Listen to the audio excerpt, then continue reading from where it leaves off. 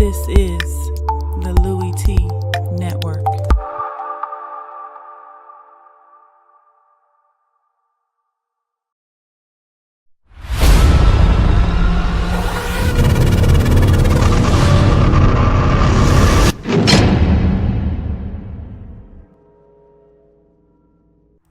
Who else could it be but me, your me, Louie T? Welcome to lockdown coverage, week number 3 in the National Football League. Cleveland Browns on the road taking on the Indianapolis Colts. Somebody's had to go. And a lot of people, including Vegas, thought it was going to be the Cleveland Browns. A road favorite, a favorite overall for the first time in a long time. And I couldn't understand why. I just didn't get why everyone thought the Browns were supposed to win this game. Now, they had a shot.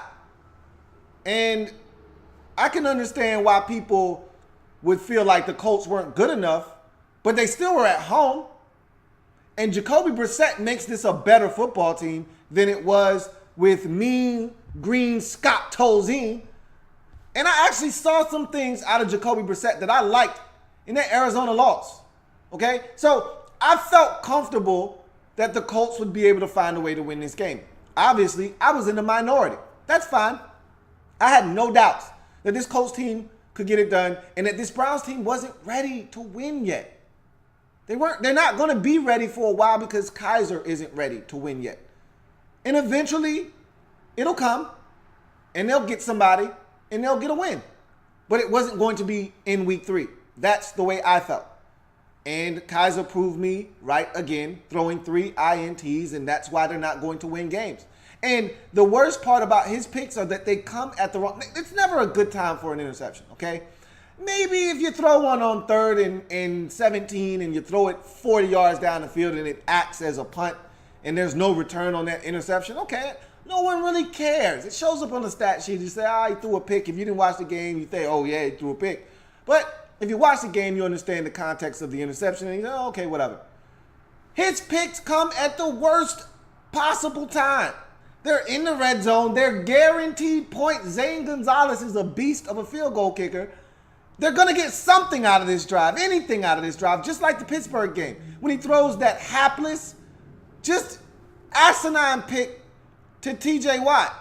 Like, what are you thinking there, bro? Like, seriously, you can't do that. This is not Notre Dame. That's why you went 4-8 last year at Notre Dame. Don't do that. Well, throws it right to a defender, Rashawn Melvin, twice. Well, one, I'll give him the benefit of the doubt, tipped off of one of his receiver's fingers. That was a problem in the game. Let's get to this breakdown. But before we do, welcome to the Louie T Network. Of course, I'm your set man, Louie T. Thank you for joining me on lockdown coverage. If you haven't already done so, subscribe to the Louie T Network for more great content in 2017 and beyond. We're changing the game. I want you to help us do that by simply hitting the subscribe button. I've got several different social media outlets that you can follow me on. They're all below in the description of this video. You can also donate to the channel via PayPal. That's in the description. I'll talk about it a little bit later on as we get to the end of this breakdown. But in any event, if you're out there and you're watching this breakdown and you have something to say, you have a comment that you want read at the end, use the hashtag LouieTLive to have your comment read at the end of this breakdown. Let's start with the winners in this game, the Indianapolis Colts. They had to get this one. Okay, they had to get this one just to give them an opportunity to compete in the AFC South division, because with Jacksonville surprising everyone and getting that dominant victory over in London, going to 2-1, with the Titans beating a team that I thought they were going to have a shot to beat in the Seattle Seahawks at home, going to 2-1. If you wanted to give yourself a chance, if you want to stay afloat until luck gets here, whenever that may be, we're hearing week 6 is the target date. Okay, whatever that date is, whatever week he comes back, if it's anytime in the near future, you need to have a shot. And to do so, you need to win games like this. You should have won last week, to be honest with you, versus the Arizona Cardinals. Should have won that game. But you didn't. Can't cry over spilt milk. It's done. But you needed to find a way to get this one done. And I thought they came out with the right mindset, right approach. Those 28 points in the first half, dominant. Okay, that's what you do to a team that you're supposed to beat at home. Now, A lot of people didn't think you were supposed to win, but you thought you were supposed to win. That's all that matters. No, you don't care about outside sources and what people think outside your building. You knew that you were good enough to get it done. Isn't it great when T.Y. Hilton actually shows up and looks like a number one wide receiver? Doesn't that make a huge difference when Jack Doyle isn't the best guy you got offensively? Doesn't that make a huge difference for your football team? This has been the gripe of every person that watches this Indianapolis Colts team. Any Colts fan out there, this has been one of their biggest gripes, that T.Y. Hilton is so inconsistent, it's nauseating, okay? It makes you want to vomit in your mouth because there are weeks like week 1, and granted, Scott Tozzi, okay? I can't stress that enough. But there's weeks like week 1 where you need a guy like T.Y. Hilton to show up when you know you don't have your guy and you need someone to step up. That's supposed to be T.Y. Make yourself available, make some plays, make it easy on the quarterback like he did in this game. Catching the pass down the sideline. Again, great throw by Brissett. And we're going to talk about him in a second. But make a guy miss and then outrun everybody else to the end zone. Make it easy on your quarterback, okay? Let's not make things harder on a young quarterback. Let's make it easier on him. And so you need guys like him to step up. If you're a number one receiver, you're being paid like it, obviously, then I need you to be a number one receiver every single week. Not 2 catches for 22 yards this week, and next week you want to explode for 7, buck 54, and a touch. Like I said, this is what T.Y. Hilton is. I've said this on numerous videos. He can be a guy that can get you 2 for 27, and then the next week get you 7 for a buck 44 and 2 scores, and then the next 2 weeks get you 3 catches and 2 catches respectively, and then the following week get you for 11 and 201 and 3 touchdowns. You just don't know what T.Y. Hilton's going to show up. But when this one shows up, this Colts team has a legit chance every single week on the offensive side of the football. Now, Jacoby Brissett is an interesting study because I've watched him the last 2 weeks, and I like what I've seen. I'm going to tell you right now, I think this guy can start in this league. The Patriots aren't right about a lot of things, especially at the quarterback position. They dupe people into trading for their stuff at the quarterback position only for you to find out that stuff isn't really what you thought it was. We saw it with Matt Castle. I thought we were going to see it again with Jimmy Garoppolo. We saw it with Ryan Mallett. They're good at kind of casting a mirage out there at the quarterback position. I actually think they may have unearthed a gem here in Jacoby Brissett. The guy looks legit. His ability to run, I underestimated. I saw him run at NC State, but I was never impressed. He actually has some mobility to him. That spin move, that was Vic-esque, okay? Spin, whoop! And then off to the races into the end zone. 2 rushing touchdowns in this game. Jacoby Brissett was outstanding in this football game. He took care of the ball, which he didn't do last week in overtime versus Arizona. And so he has a legitimate shot. I think you may have some trade value here when Andrew Luck comes back, and you may not want to trade him. You may want to hold on to him as a backup quarterback. Don't hold the man hostage. I think with the way he's played, if he continues to play this way until Luck gets back and then Luck is able to play the remainder of the year, you have a trade commodity. You have a chip here that will help you better your football team for the future. You can draft another backup quarterback. You're hoping Luck doesn't get injured anymore and that you don't have to play your backup anyway. But in the event that you do, you can draft a guy and have him learn under Andrew Luck. But get something for Jacoby Brissett if you can. I think that this guy may have trade value if he continues to play the way that he played in this game and to an extent last week. There's talent here with Jacoby Brissett. I was impressed. He was the reason I picked you to win this game. Because I saw in Jacoby Brissett a guy that I thought could manage the game, make throws, and use his legs to escape when things break down or he doesn't like what he sees. And that's exactly what he did in this game. He took care of the football. He didn't make any mistakes. He used his legs to get him out of trouble. He made the throws when they were there to be made, and his team ended up scoring 31 points, which was enough to beat the Cleveland Browns in Week 3. I'm impressed with him to the point that I feel like he can not only get you through this stretch until Luck comes back. You may win another game or 2. But I also believe that you can get something for him come next offseason. If a team is desperate enough, they need a quarterback, and they see what I see, they may be willing to give up a 3rd-round pick, a 2nd-round pick for Jacoby Brissett. I'm not saying, I'm just saying. It depends on what you get. I'm not saying give the man up for a hot ham and cheese sandwich. I'm not taking a 5th or a 6th-round pick. I'm not taking a conditional 4th for Jacoby Brissett. Either you're going to fork over a 3rd or you're giving me a 2nd for him. Try to maximize what you can out of this young man and get something for him. Hell, what did you trade for him? I don't remember. Whatever you gave up for him, I would like to get either the equal or better compensation for that. So, in any event, I think you may have something here. And I love the decision to stick with the run. It's easy to stick with the run when you're winning by 21, by 14, the vast majority of the game. Easy to stick with the run even though it wasn't working. But it's that commitment to the run that kept the young quarterback Jacoby Brissett out of trouble. Unlike a lot of teams that I'm going to talk about today that refuse to run the football to keep their young quarterbacks out of trouble. And granted, when you're down 28-7 in the first half, hard to stick with the run. The run basically becomes non-existent at that point. I get it. But the Browns fell victim to not sticking with the run, not taking pressure off of a young quarterback. The Broncos fell victim to being on the road, not sticking with the run, and taking pressure off a young quarterback. The Dolphins fell victim to not sticking with the run. And Jay Cutler's far from a young quarterback, but he needs that security blanket of the run game. The Dolphins aren't the same team. We know this as a fact. Not the same team without the run game. This Browns team going to struggle if they can't run the football. End of discussion. Because Deshaun Kaiser's not ready to lead them to victory by himself. So, hats off to the Colts offensively for putting up points and getting the job done. You go to their defense, and I'm equally as impressed, even though they gave up 28 points. I thought they kind of took their foot off the gas pedal, but Rashawn Melvin had 2 picks in this game. I thought they got after Kaiser, made him uncomfortable. They forced the issue, made him make mistakes. Second week in a row, Malik Hooker comes away with an interception. That's pleasing to the eyes. So, and I already told you I thought he was going to be a player. After last week's game, I thought he was going to be a player.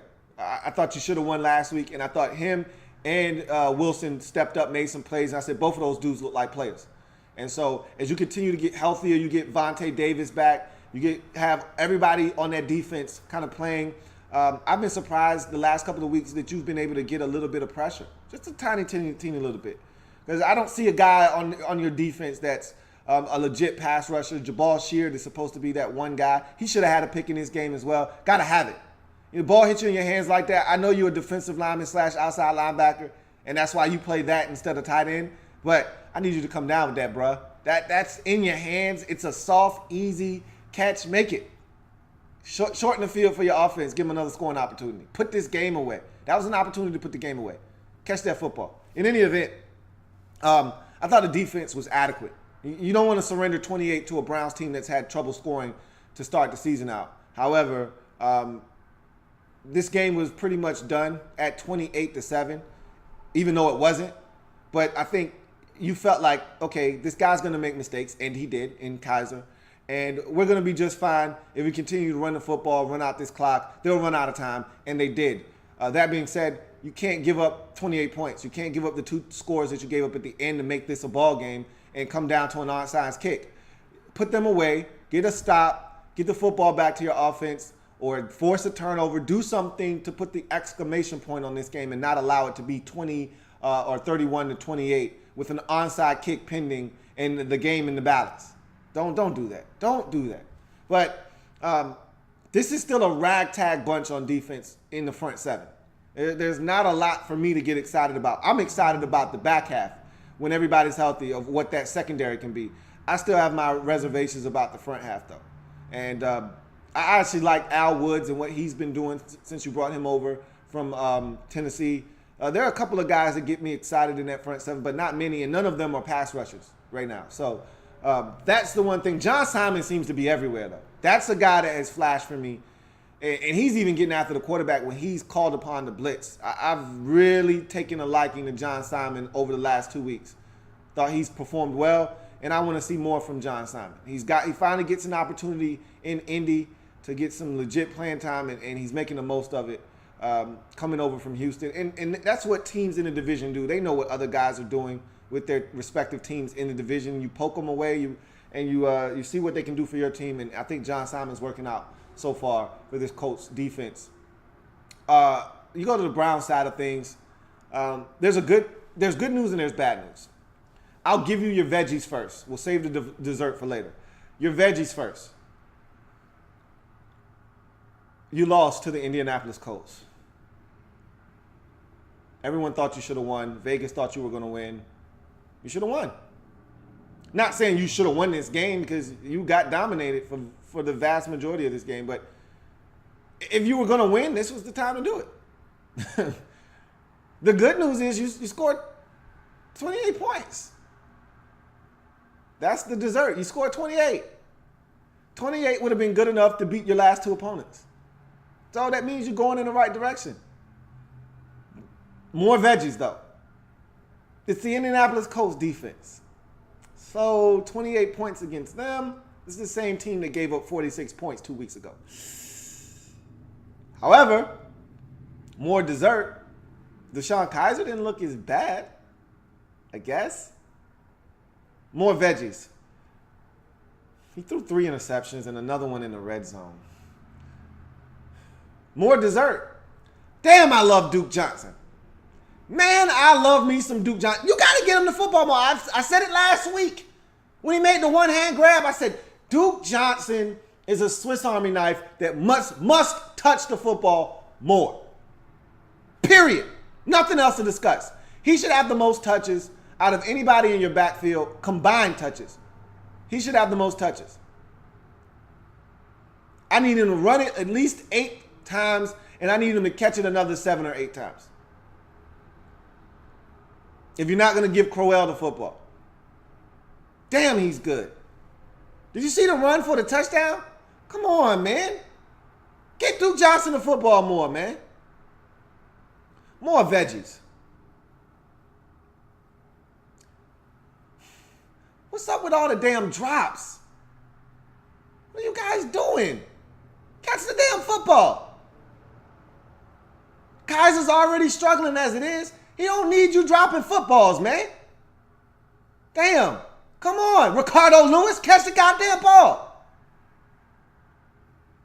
More dessert. Seth DeValve and David Njoku look like a beast tight end tandem. They need to rock more too. Okay? That's 2 weeks in a row Njoku gets a touchdown. And Seth DeValve is running through everybody's secondary wide ass open. Get him the football too. More veggies. What's up with these penalties? These offensive pass interference penalties. Nothing bigger to me than the Seth DeValve pass interference penalty on the first possession when you look like you were trying to go get points. Stop. Self-destructing. Every time you got a drive going, pass interference.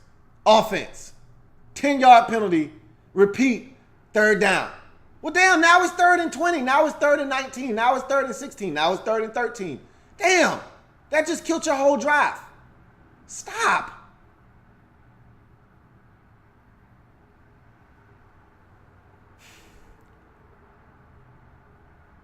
More dessert. I think that when you get healthy defensively, you're going to be just fine. You got some dudes out there playing some ball defensively.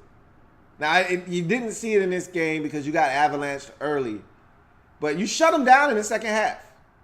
Now, some of that may be due to the fact that they took their foot off the gas pedal. They were up big. I don't buy that. I think you ratcheted up defensively and you shut down the run game for them. Frank Gore he got the football 25 times, but he only had 57 yards. Like, you have stuff defensively. And when you get Myles Garrett back and you start really getting into the flow and you get Jamie Collins back from injury, I think you get everybody healthy, you could have some stuff defensively. More veggies. What the hell is going on with Jabril Peppers? Out of position. I told you he was an out of position mofo coming into the league. He got away with it at Michigan because he was at Michigan. But he's out of position often. He's not making plays on punts and kickoffs.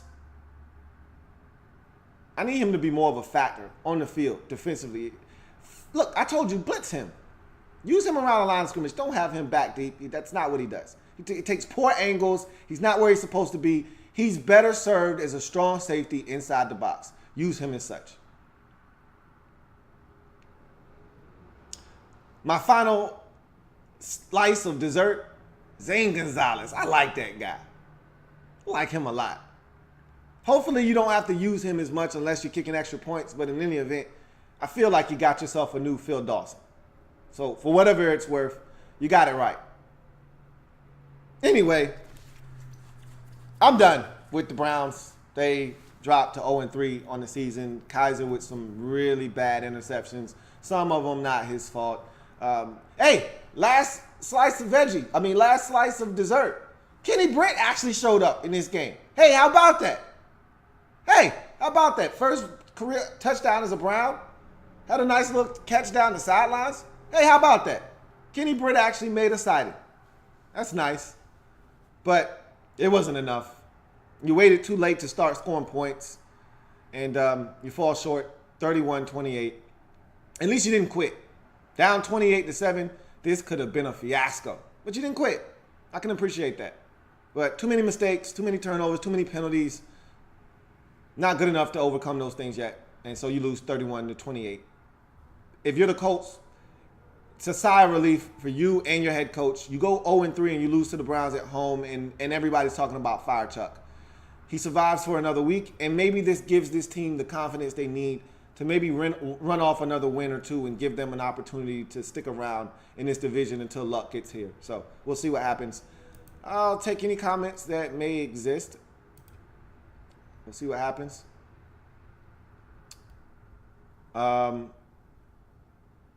KC31, your chances against my Chiefs. This isn't the video for that. We'll talk about that on Tuesday on the Redskins Report. Join me there. Enrique Valencia says, our defense looks better this year, especially when the secondary, even with Gathers, Vontae, and Quincy were all out. And that's what I'm saying. When you get your defensive stuff back, you got a shot. I still want to see what this front seven is, because I still don't think you got a legit pass rusher in that group yet. And you know how excited I was for you guys getting the Ohio kid, Terrell Basham, and I still think he's going to be a good one.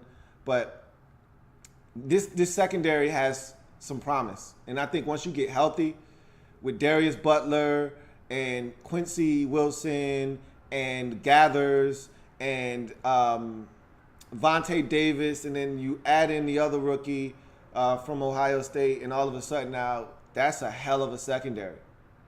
That secondary, I think, has the makings of being one of the better units in all of football, but it all depends upon, can you get pressure? I don't give a damn how many good players you got back there. If you're not getting any pressure on the quarterback, you're not going to be able to cover guys for 4 and 5 and 6 seconds at a time. Guys are going to get open. So I want to see what happens if you guys can actually get a pass rush, a consistent one. Vincent Cole says, hey, Lou, when would you recap that Seahawks-Titans game, man? Can't wait. It'll be much later, towards the end of the day. So just stick around. I had a lot more games to get to before I get to that one. Slip Ammo says, is Crowell just another guy? I don't think they utilize him correctly. I don't think they get him enough touches, to be honest with you. Early in this game, he was busting off 4 and 7 and 8-yard runs, and then he just disappeared. And again, granted, when you fall behind 28-7, the run game tends to disappear, but it was 7-7, it was 14-7, it was 21-7, and he wasn't touching the rock. So I don't want to just jump to 28-7 and say, well, they stopped running the ball because they were getting blown out. There were possessions in between those touchdowns, and he still wasn't touching the ball. So I don't know. Eagle Speed says the Browns need Myles Garrett. It'd be nice if they get the number 1 overall pick to actually play a game. That'd be nice. Rodney Ray says Duke and Crowell need the ball more. I couldn't agree with you more. I told you Duke needs to touch it way more. And Crowell, that was a complaint last year that Crowell wasn't touching it enough. They would have beat the Redskins if they would have just given the ball to Isaiah Crowell and not given it to anybody else. They would have beat the Redskins last year. And you could have probably said that in other games last year too. I feel like you could have said the same thing in a game or two this year, that they might have won the game had they run the ball more, instead of putting it in the hands of Deshaun Kaiser and asking him to win the game by himself, which he is not equipped to do at this moment. Enrique Valencia says, fun fact, in every game Hooker has started, he has came away with an INT already better than Ed Reed. Don't do that. Don't compare him to a legend, but I like the young kid, man. I think he's got a bright future ahead of him. Looks good, man. He looks really good. And I love when guys come out of the college ranks with an MO, a good one, and it translates to the NFL. We said he's got the best ball skills of anyone we've seen at the safety position in years. Some people said ever. I agree with the years, okay? I thought there were other guys that had ball skills coming out too, and I just can't recollect, but he was the best I've seen in a long time. And it's translating. And that's always great. When you see a guy and what he did in college well, which was what got him drafted in the first round, he continues to do well when he gets into the league. And this dude he's legit, going after the rock and making plays. Live Wire Red B says, Kaiser's a rookie, but I don't believe you can improve accuracy at this level. You can get better throwing the football. His accuracy does need to improve. So does his decision making. And you can improve upon both. That takes time. And that's why I don't like playing young players so early in their careers, because they tend to have the same mistakes and the same tendencies they had in college that were bad things that you want to fix. They have that early on in their careers, and so the more time you get to work with them off on the side, the more that they get to watch and understand what NFL defenses are trying to do to them, the better equipped they'll be able to deal with these things. He's just not ready. He shouldn't be playing right now. That's the fact of the matter, but it is what it is. Rodney Ray says, Corral is a great running back. Seen him play in person the last 2 years at Alabama State, ASU alumni. So that's why you like him so much. But he's a good back, man. I really enjoy watching him run the rock as well. He runs physically. I think there's something there with him, and they just need to give him more opportunities. Cloud says, missed this game. Do you think Hugh Jackson is a good coach? I think Hugh Jackson has some good qualities, but sometimes I don't know if he is the right man for the job or not. We're going to see. I think this season is going to be really telling as to what he's able to get out of this team, because they have talent on this football team, and when they get fully healthy and they get some opportunities to win some games, they need to find a way to win. I wasn't a fan of him coming back to Kaiser in that Ravens game. I thought Hogan gave him the best chance. I actually thought that if Hogan might have played this game, they might have had a better chance to win. That's just my personal, humble opinion. But they've went with Kaiser. They've made their decision. They made their bed. Now they got to lie in it. And so we'll see what happens.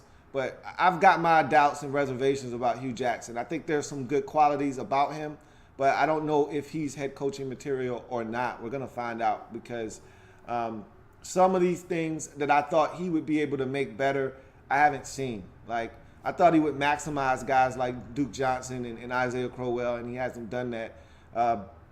Also, you got two guys at the tight end position that are eating right now. I want to see if he continues to go to those guys, because to me, they're their best two pass catchers right now on the team, in Njoku and Seth DeValve. Get them the football. They're the best you got right now. I want to see if he does it or not. So we'll see what he does over the next few weeks, and if he's able to take advantage of the good players that he has on the offensive side and try to minimize his quarterback's exposure over the next couple of games to see if he can't steal one and get out of the loss column. So we'll see. I have my doubts about Hugh, though. But in any event, that's going to do it for me here on Lockdown Coverage. If it happens in the National Football League, whether big or small, we cover it all here on the Louie T Network. Come back and join me as I continue to break down anything and everything in the National Football League. Plenty more games to come. I'll be right back with Broncos at Bills, followed by Dolphins at Jets. And then we'll take a little hiatus, and then I'll come back with 3 more games to break down. And we got a lot of games to get to, so I'm not going to delay. If you are out there watching and you want to donate to the channel, this is how you do so. The link is also in the description. I don't care how big or how small. I appreciate them all. And so if you can donate to the Louie T Network, please do so. If you can't, all I ask is that you continue to support and watch the channel, like the videos, share them, and subscribe if you haven't already done so. I've got plenty more breakdowns coming your way. Lockdown coverage all day long, all day strong. I'll see you a little bit later on. I'm your man Louie T signing off. See you in a little bit.